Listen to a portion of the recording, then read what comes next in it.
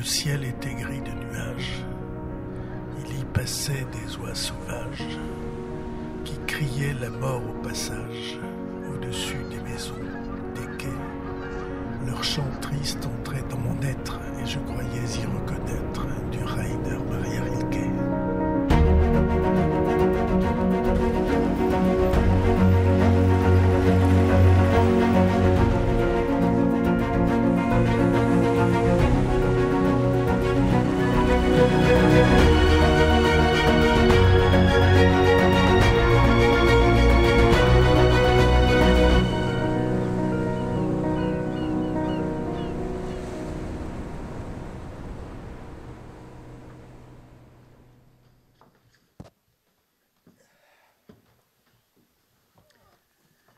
Bonsoir à tous, mesdames et messieurs, heureux de vous voir ici pour venir entendre parler de cette histoire du Béarn qui a été l'occupation de l'Académie pendant près de 2 ans et dont j'espère que lorsque vous l'aurez entre les mains, vous serez heureux de la parcourir, car il y a là-dedans beaucoup de choses que l'on sait, beaucoup qu'on a oubliées, et les quelques personnalités notoires auxquelles nous l'avons offert jusqu'à présent ont eu l'amabilité de nous dire que c'était le chaînon manquant dans l'histoire du Béarn et dans l'histoire de la ville de Pau, et que toute bibliothèque humaniste qui se tienne devrait l'avoir dans ses rayonnages dans l'environnement palois et béarnais. Je viens croire que c'est vrai et vous le répercutez parce que je pense que c'est une chose importante et significative. Alors voilà comment ça va se passer. Je vous fais une brève présentation et puis ces personnalités qui sont là vont prendre la parole. Pourquoi ? Parce que ce livre a été fait par une trentaine de contributeurs, d'experts, de savants, de gens qui connaissent profondément la question, sous la direction de Jean Marziou, qui est au centre de la scène.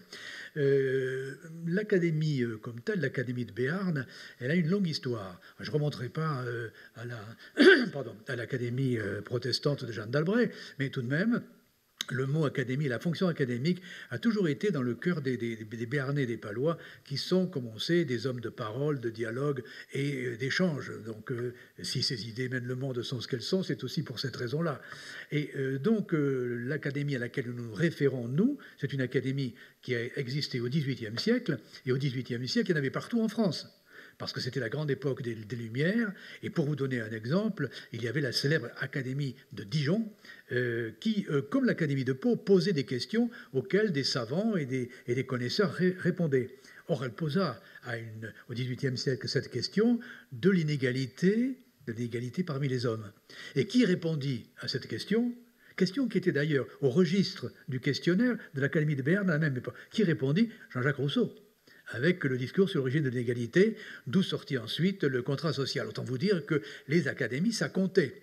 Et ça comptait pourquoi ? Parce qu'à l'époque, l'université n'avait pas encore repris le magistère de la connaissance et de l'échange, et que ce grand mouvement des Lumières allait aboutir, comme vous savez, à la Révolution, qui fit un sacré mauvais coup aux académies, puisque la Convention les supprima au nom de l'égalité. Et donc, il fallut que Napoléon les remît en marche plus tard. Mais l'Académie de Béarn, à ce moment-là, n'était pas encore née, n'a pas encore repris le flambeau. Pourquoi ? Parce que les circonstances ne s'y prêtaient plus. Il n'y avait plus les conditions qui étaient celles de son épanouissement au XVIIIe siècle. C'était plus les mêmes recrutements, c'était plus l'ensemble de notables ou de personnalités intellectuelles de la ville et de l'agglomération et du Béarn en général, et que chacun menait sa carrière un petit peu ailleurs, et notamment à Paris. Or, après la Première Guerre mondiale, dans ce moment creux, où la France avait repris le goût à la vie et aux échanges et le désir des échanges et surtout à la volonté d'être utile aux autres et dans une vision très très humaniste, un certain nombre d'hommes et de femmes tout à fait remarquables qui étaient en Béarn se regardèrent à Paris et se dirent « mais voyons, toi, tu es à l'Académie des sciences, toi, tu es à l'Académie française, toi, tu es à l'Académie des beaux-arts, toi, tu es au Collège de France. Et toi, tu es au président du Conseil, il s'appelait Louis Barthou, et Léon Bérard était ministre. Et une floraison d'esprits distingués très important, jouant un rôle capital en France, arrivés au fait de leur carrière, et étant dans différentes instances, notamment dans l'Institut, se dire Et pourquoi on ne ferait pas la même chose en Béarn? On n'amènerait pas en Béarn, notre petite patrie, cette façon de nous retrouver et de donner un centre intellectuel et artistique vivant où nous pourrions aider tous les talents qui se révèlent à l'époque. Et dans les attendus de la création de l'Académie, il y a ça. Une incroyable floraison de talents se révèle aujourd'hui en Béarn, il faut les aider. Voilà l'ADN de l'Académie de 24. Le premier président, celui qui m'a précédé depuis très loin et de très haut, puisque je ne suis que le 10e, ce premier président s'appelait Lasserre, il était professeur au Collège de France, professeur de philosophie par ailleurs. Donc, une fois que j'ai dit ça, j'ai dit que l'Académie va connaître plusieurs vies. Cette période, 1924-1930, jusqu'à la guerre en quelque sorte, sera probablement la plus féconde et je dirais la plus généreuse. Et puis ensuite, la guerre, etc. Tout ça va se dérouler pendant très très longtemps, jusqu'en gros aux années 70. Aux années 70, ça va être la reprise de l'Académie par les universitaires et l'Université de Pau, tout à fait nouvelle qui existait, à la personne de M. Tucochala et de son successeur Christian Desplat, dont nous venons de célébrer les funérailles hier. Donc, à partir de ce moment-là, l'Académie va se redévelopper dans cette voie. Elle va être rayonnante sur le plan des publications et de la recherche, et par la suite, elle jouera un rôle d'influence, etc. Je ne vais pas faire l'historique, il est dans le livre, je ne vais pas occuper non plus le temps de mes confrères qui est un peu mesuré, et je conclurai en vous disant, mesdames et messieurs, après cette réunion, le livre sera en signature dans une des librairies de l'étage. Consultez-le, acquérez-le. Je pense que c'est un livre collector qui n'a été tiré qu'à 500 exemplaires. Je vous remercie de votre attention.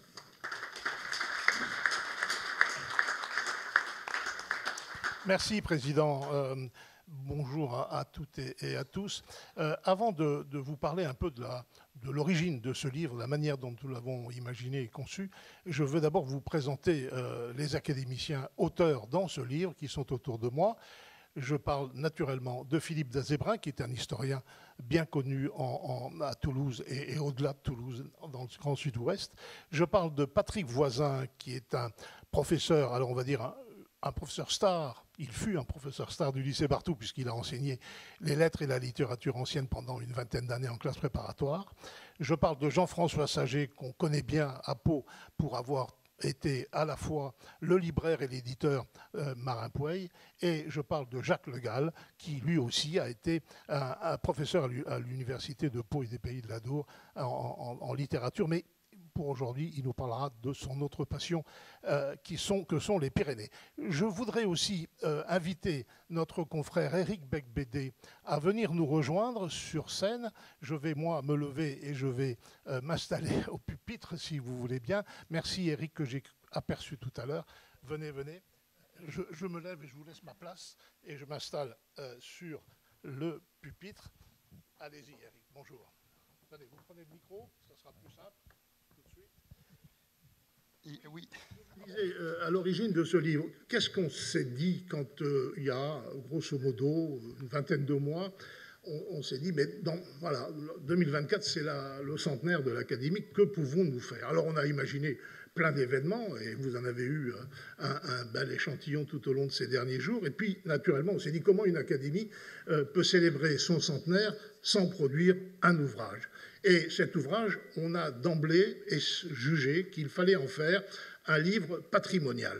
Patrimonial parce que cette histoire de l'Académie était, nous semble-t-il, et j'espère un peu moins aujourd'hui, assez peu connue des Béarnais. Et puis, il y a un aspect tout à fait insolite, c'est que l'Académie de Béarn a été, jusqu'à ces dernières années, une académie sans domicile fixe. Donc, puisque voilà, nous n'avions jamais bénéficié d'un établissement, d'un endroit où nous pouvions stocker notamment nos archives. Et les archives ont été totalement éparpillées. Et on s'est dit, mais voilà, la bonne occasion, c'est d'essayer de rechercher ces archives, essayer de créer en quelque sorte le fil qui, depuis 1924, nous relie à aujourd'hui, au travers à la fois de la grande et de la petite histoire. C'est le travail auquel nous nous sommes attachés pour essayer de produire effectivement un ouvrage alors j'oserais pas dire de référence, quoique, mais surtout un ouvrage patrimonial qui permette de mieux comprendre une succession d'aventures intellectuelles et humaines avec, dans cet esprit du Béarn. Pour ce faire, on a distingué deux choses.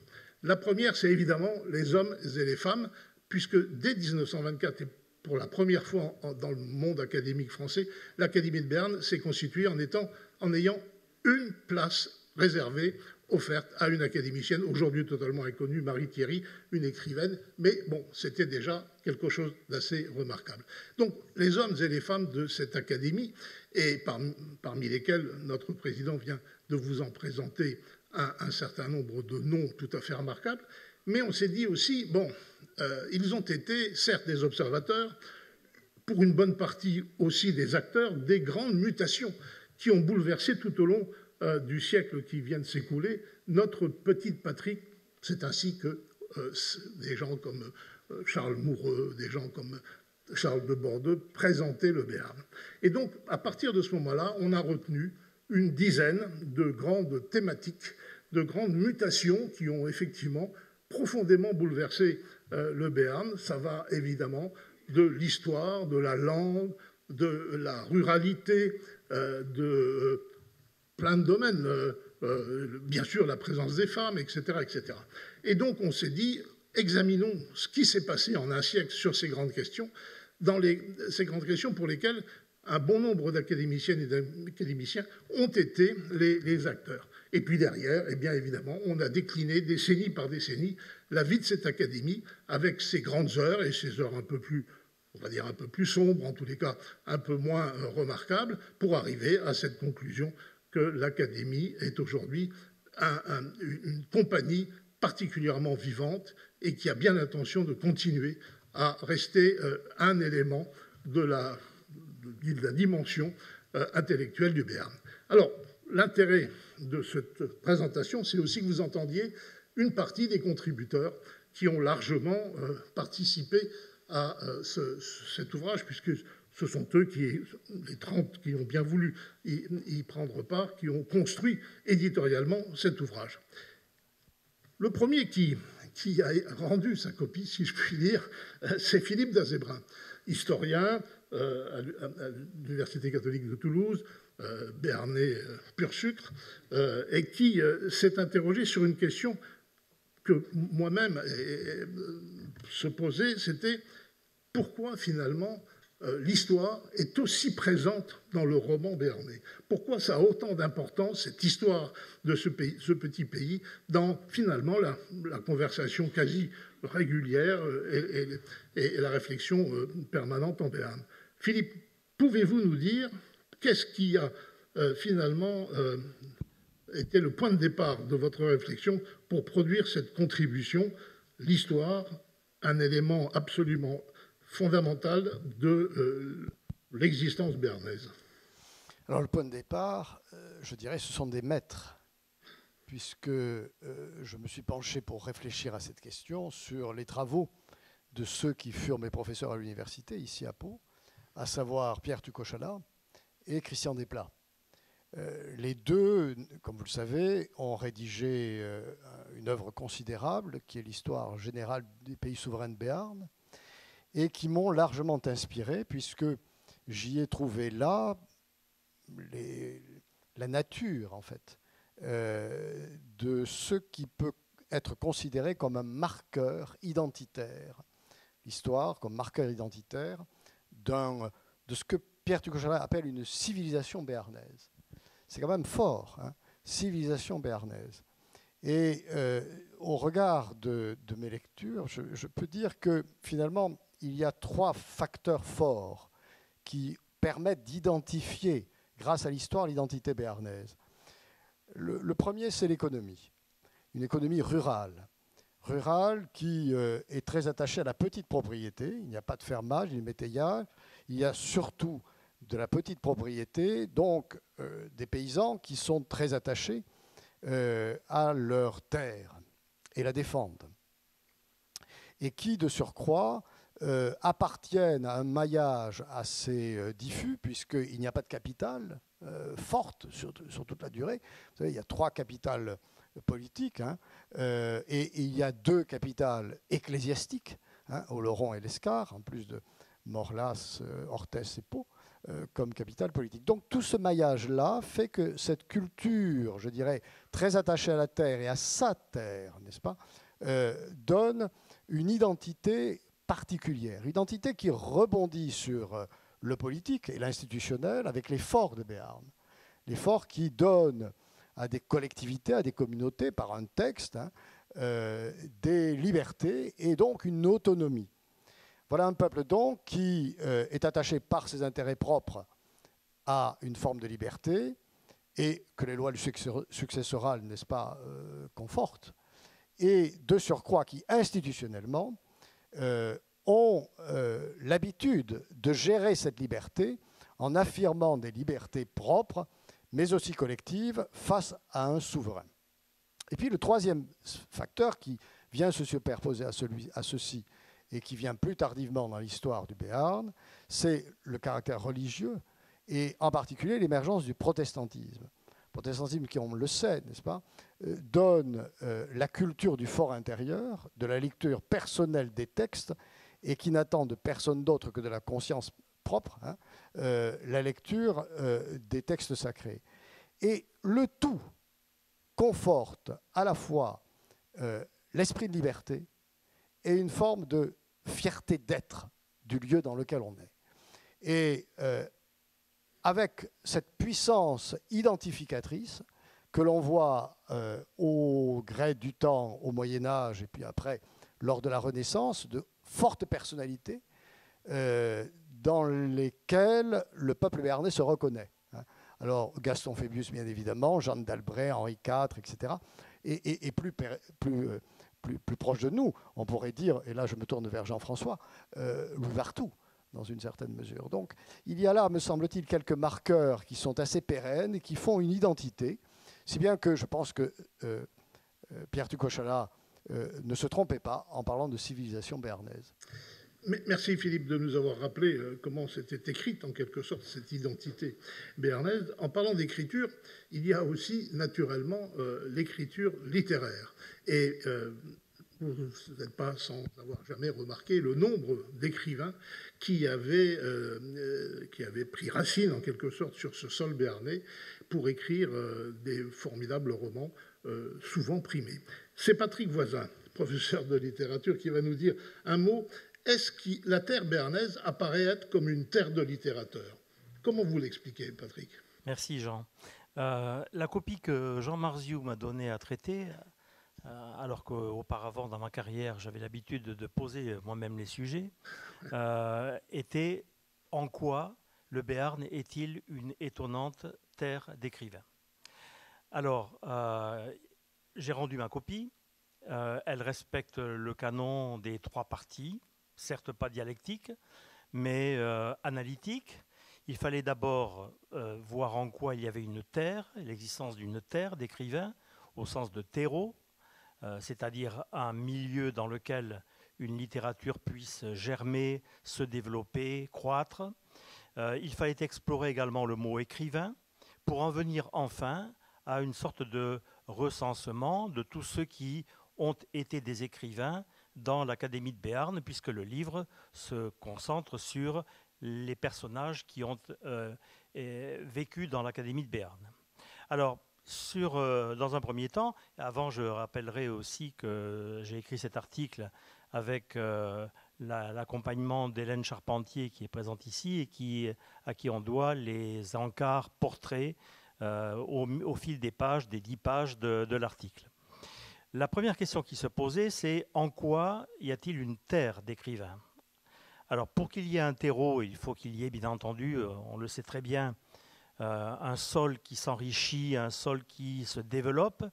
Et je suis remonté aux origines, en quelque sorte, dans la région, c'est-à-dire à l'époque pré-romaine, romaine, où on voit déjà la naissance, où on la devine, si on ne la voit pas toujours très clairement, la naissance d'un milieu littéraire. Les Vénarnis qui habitaient la région accueillaient des lettrés venant des autres régions romaines Il se trouve que cette région est au carrefour de deux grandes routes, celle de Saragosse à Blaye, par exemple, et puis l'autre perpendiculaire de Dax à Toulouse. Et au carrefour de ces deux voies, on sait qu'il y a eu des influences qui ont pu jouer. Saint-Paulin de Nol, qui vivait à Saragosse, en Espagne, est allé voir Ozone à Blaye et s'est arrêté nécessairement dans la région pour se reposer et pour échanger avec de riches propriétaires de villas. Donc, dès cette époque, il y a des inscriptions également qui ont un tour littéraire dès cette époque. Et puis, c'est le Moyen-Âge avec en particulier la cour de Gaston Phébus. C'est le rôle des forts juridiques et administratifs qui manifestent déjà une certaine manière d'écrire, qui peut ensuite évoluer vers de la littérature, même si ce n'est pas l'objectif premier. Et puis, il y a le XVIe siècle. Il y a Marguerite de Navarre, celle qui est notre protectrice, celle à qui l'on doit le nom du prix littéraire qui a été fondé pour le centenaire de l'Académie. Il y a la cour de Nérac et la cour de Pau. Des écrivains qui participent à cette cour. Et à partir de là, une double littérature s'est développée, gasconne, béarnaise et en langue française. Et cette double littérature occupe tous les siècles jusqu'au XIXe siècle, avec des figures célèbres d'un côté comme de l'autre. Et au XIXe siècle, ce terreau s'est encore enrichi d'une autre particularité, c'est que le pyrénéisme et le thermalisme ont fait venir beaucoup d'écrivains de Paris ou d'autres régions de France. Et ça... On va l'aborder un peu après. On va l'aborder après. Donc ces écrivains qui sont venus, Victor Hugo, Vigny, Lamartine, Stendhal, jusqu'à Céline probablement au XXe siècle, ces écrivains ont laissé en quelque sorte des traces de leur présence. Certains s'y sont installés dans la région, d'autres y ont fait des courts séjours, et puis d'autres en sont partis plus rapidement après leur voyage. Mais il est indéniable que ces écrivains parisiens ont laissé une influence. On peut penser par exemple à Alfred de Vigny, qui a été officier au fort du Portalet à Urdos, qui a rencontré Marie Dorval, qui s'est marié avec une Anglaise à Pau. Je ne développe pas. Donc tout ce terreau littéraire s'est développé et on arrive avec Francis Jammes ou Paul-Jean Toulet à l'époque qui précède la naissance de l'Académie. Le deuxième point qu'il fallait également tirer au clair, c'est celui du mot écrivain. Un écrivain peut être un écrivain public.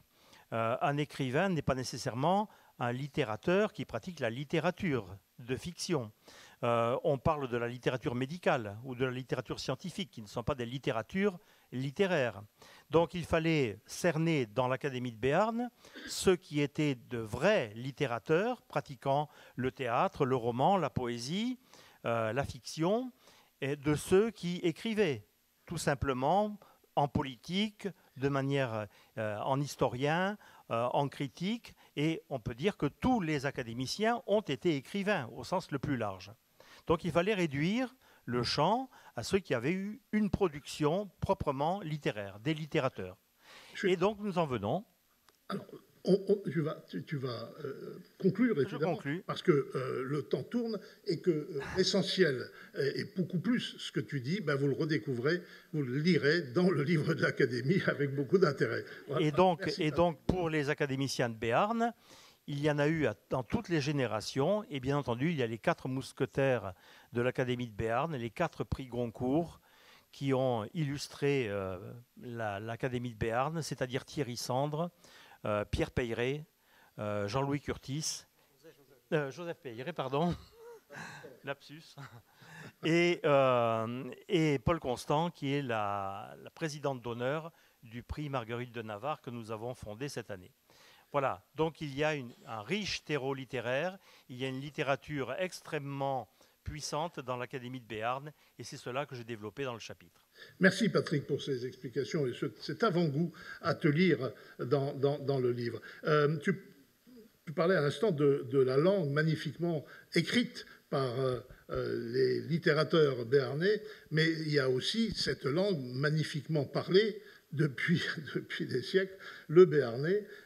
Et pour ce faire, on a demandé à Éric Regbedbede, qui n'est pas linguiste peut-être, puisqu'il est magistrat administratif, mais il est passionné par sa langue natale, et on lui a posé la question comment, finalement, tout au long de ce siècle, la langue du pays, le béarnais, a évolué, et est-ce que cette langue est aujourd'hui peut-être un peu en danger, peut-être au contraire en train de renaître, je ne sais pas.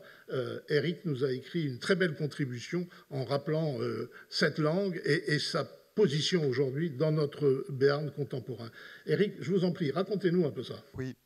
Alors, est-ce qu'on m'entend? Oui, très bien. En fait, je vais largement rebondir sur les propos de mes confrères. Donc, en sachant que vous avez 5 minutes. Oui, j'ai 5 minutes, mais merci. Alors je ne vais pas du tout largement rebondir, ça va être un rebond très rapide. Voilà.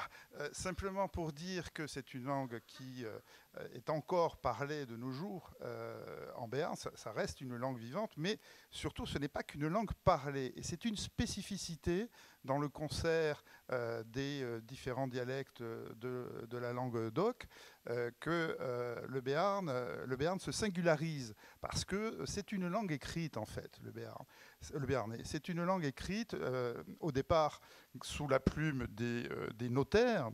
C'est une langue juridique, puisque le premier texte en béarnais remonte au tout début du XIIIe siècle avec la charte des bouchers d'Orthès.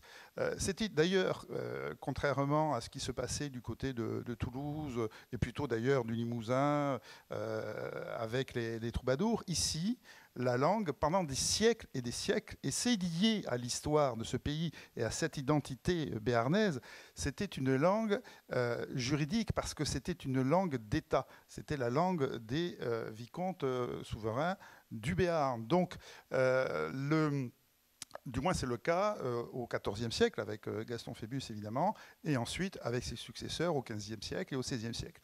La langue littéraire béarnaise, elle a son existence aussi, elle est un peu plus récente, ça naît plutôt au XVIe siècle et sous l'impulsion de Jeanne d'Albret, qui avait senti, comme dans d'autres pays de religion protestante, puisque le protestantisme était religion d'État du temps de Jeanne d'Albret au XVIe siècle, donc avait senti la nécessité, pour que la Bible soit accessible au commun des mortels, de faire traduire la Bible, ou du moins des passages de la Bible, en langue vulgaire, donc en langue vernaculaire du pays. Et donc cela a donné les psaumes de David mis en rime béarnaise. Bon, je traduis. Les psaumes de David metuts en rime béarnaise d'Arnaud de Salette, voilà, qui est une œuvre tout à fait magnifique en vers. Donc cette tradition a débuté véritablement littéraire au XVIe siècle, mais elle s'est poursuivie lorsque le Béarn a été rattaché ensuite à la couronne de France en 1620, puis plus tard, lorsque ce fut la fin des privilèges béarnais avec la Révolution française et la fin des États de Béarn.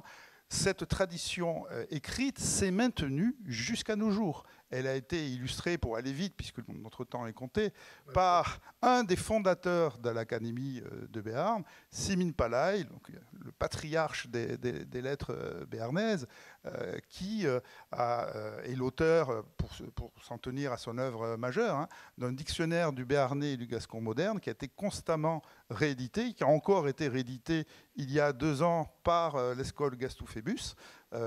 Donc je pense qu'il est d'ailleurs possible de se le procurer pendant ce week-end auprès des éditions Réclams. Donc, un petit peu de pub, ça ne fait pas de mal. Donc, Gaston Phébus, vous voyez le père fondateur auquel se référait cette école, et l'autre père fondateur, donc plus moderne, et qui, jusqu'à sa mort en 1961, a porté haut cette tradition littéraire, c'est Simin Palay. Et cette tradition, eh bien, elle continue aujourd'hui, au-delà des appellations béarnais ou occitan du Béarn. On parle en réalité toujours de la même langue. Et lorsque on devise entre béarnais, on ne se pose pas la question de savoir quel nom on va donner à cette langue. En ce qui me concerne, en tout cas, c'est un débat que je trouve vain et totalement déplacé. Voilà. Donc, cette langue existe encore.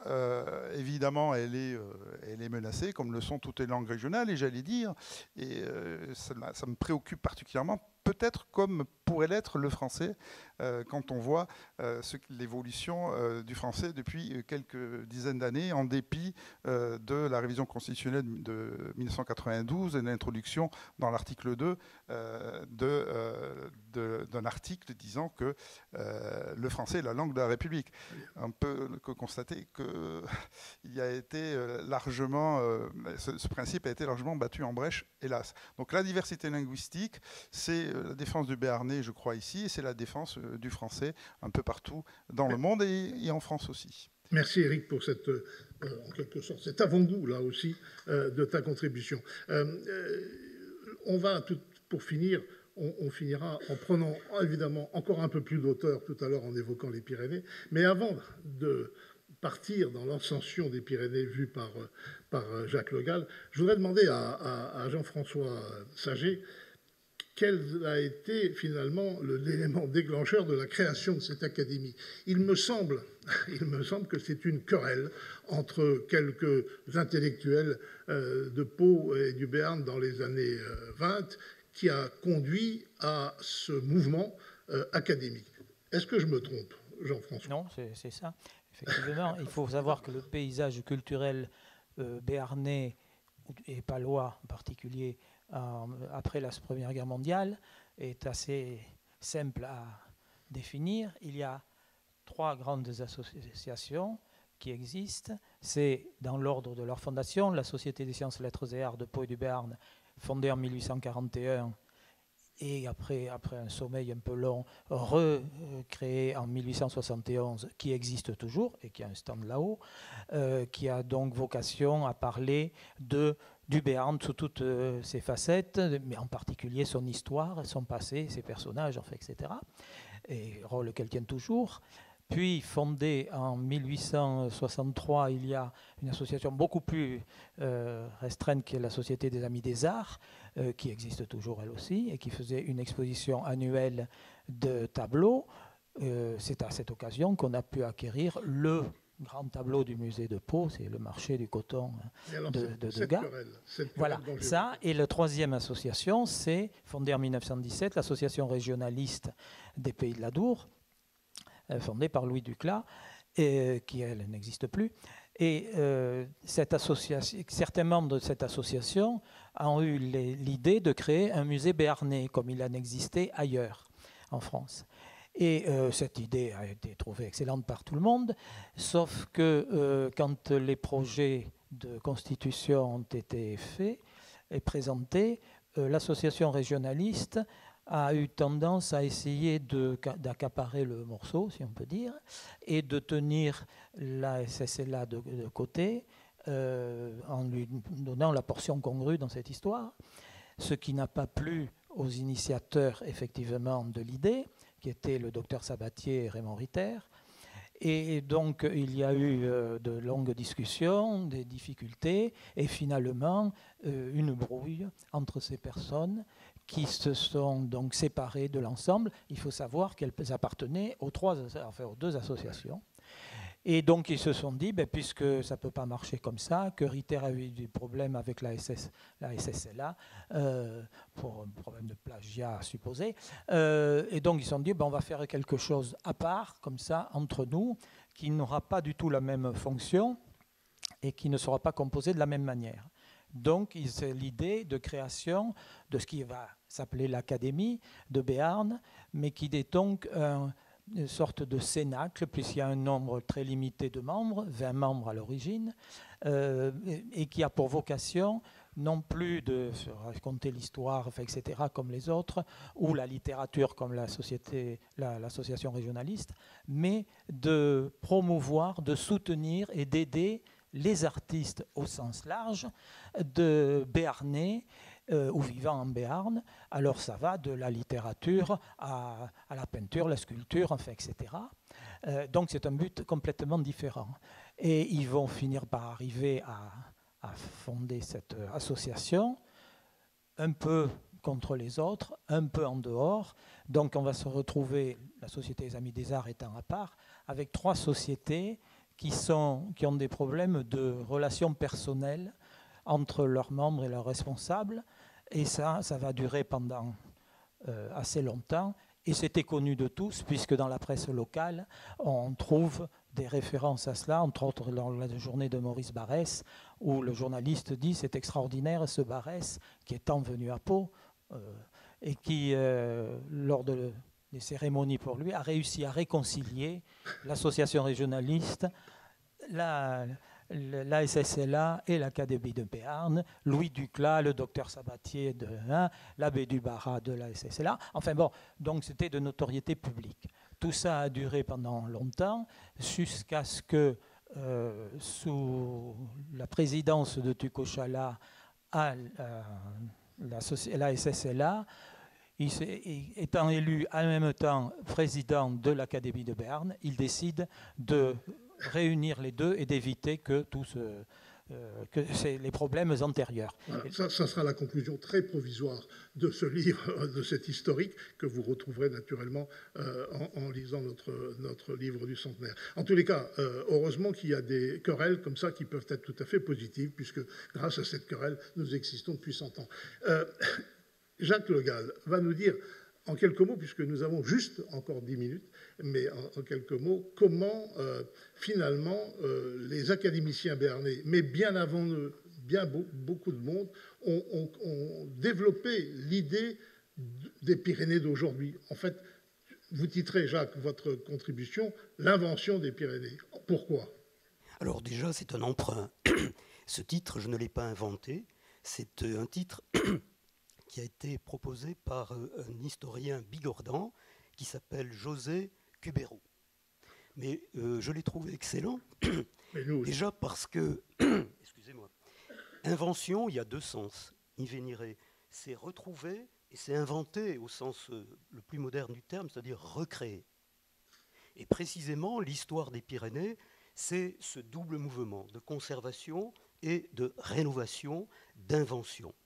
Par-dessus le marché, je pense que le titre de José Cubero vient aussi d'un livre que vous connaissez peut-être, beaucoup d'entre vous, L'invention de la liberté, de Starobinski, qui est paru chez Skira à Genève en 1964 et qui a été réédité chez Gallimard un peu plus tard, avec les emblèmes de la raison. Bon. Donc voilà pourquoi j'ai choisi ce titre qui me paraissait significatif, mais il fallait signaler cet emprunt. Qu'est-ce que j'ai essayé de faire en quelques pages, et ce que je vais essayer de faire en quelques mots maintenant, c'est essayer de montrer ce qu'a été l'évolution dans le temps, et dans le temps long, de l'usage et de la représentation de l'espace pyrénéen. Or, le premier modèle qui est apparu, et c'est très vieux, ça date du néolithique, c'est un modèle agro-pastoral. Voilà ce qui a été inventé pour commencer. Et bien sûr que ce modèle, il a duré pendant des siècles et il dure encore à sa façon. Et pourtant, il a été confronté à d'autres modèles. J'en cite quelques-uns. La romanisation, les inventions franques, visigothiques, la féodalité. Très bonne résistance du modèle pyrénéen agro-pastoral. Où ça s'est compliqué, c'est avec les dissensions entre l'Espagne et la France, la création d'une frontière. Cet espace se trouve pris entre deux grandes puissances, et notamment côté nord, on essaie d'uniformiser. Par conséquent, on s'oppose au fort et aux libertés. Invention de la liberté de Starobinski, c'est un mot-clé. Il y aura par conséquent des jacqueries, il y aura même dissidence. Et ce mouvement qui dure tout le XVIIe siècle s'aggrave encore au XVIIIe siècle, notamment la deuxième partie du XVIIIe siècle. Deux choses au moins. D'une part, l'émergence d'une sensibilité, du sentiment. C'est Rousseau qui a été cité. C'est la 23e lettre de la Nouvelle Héloïse, c'est-à-dire Saint-Preux qui écrit à Julie d'Étanges. On passe des monts affreux aux monts sublimes. Et deuxièmement, ce qui apparaît, c'est l'individu. On parlait du protestantisme tout à l'heure. Et l'individu se substitue au modèle agro-pastoral qui est quand même fédératif, communautaire. Et non seulement l'individu apparaît, mais aussi l'entreprise individuelle des gens éclairés, d'une élite éclairée. Voilà ce qu'est la deuxième partie du XVIIIe siècle. tout ça ne fait pas l'affaire des Béarnais, des Pyrénéens d'une façon générale. Par exemple, on leur supprime le droit de vaine pâture, la circulation dans des propriétés qui sont indivises, qui ne sont précisément pas des propriétés modernes. Autre chose encore, les forêts. Les gens en avaient l'usage total, malgré Colbert. Et bien subitement, on leur enlève l'usage parfaitement libre, et d'ailleurs assez anarchique, des forêts. Par conséquent, lutte, résistance, dissidence. Le 19e siècle, je passe très vite, accroît encore ces difficultés avec la Révolution. Pour nos éditeurs, mais il faut passer très vite. Il faut passer très vite. Résistance au 19e siècle, à la Révolution industrielle, et que devient la montagne petit à petit? Je passe directement au 20e siècle. Je t'en prie. Un terrain de jeu.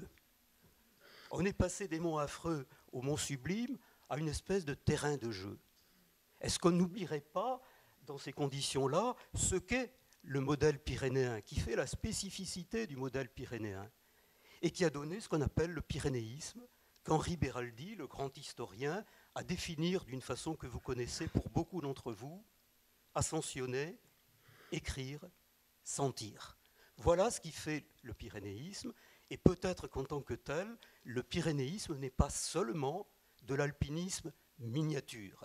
Il y a donc quelque chose qu'il faut conserver, mais la conservation ne sera possible que si en même temps on réinvente en permanence, et maintenant encore, les Pyrénées. Merci Jacques pour cet exercice de condensé parfaitement réussi. Il nous reste, messieurs, 4 minutes. Je sais que c'est très difficile. La question que je vais vous poser, elle est la suivante. En une phrase, et juste une phrase, comment aimeriez-vous dire pourquoi il faut acheter ce livre?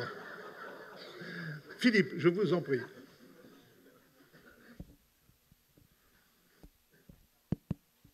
Trois mots. Liberté, modernité, fierté. Ce sont 3 mots qui sont constitutifs de la civilisation béarnaise, et vous trouverez la légitimité dans ce livre. Bravo, merci.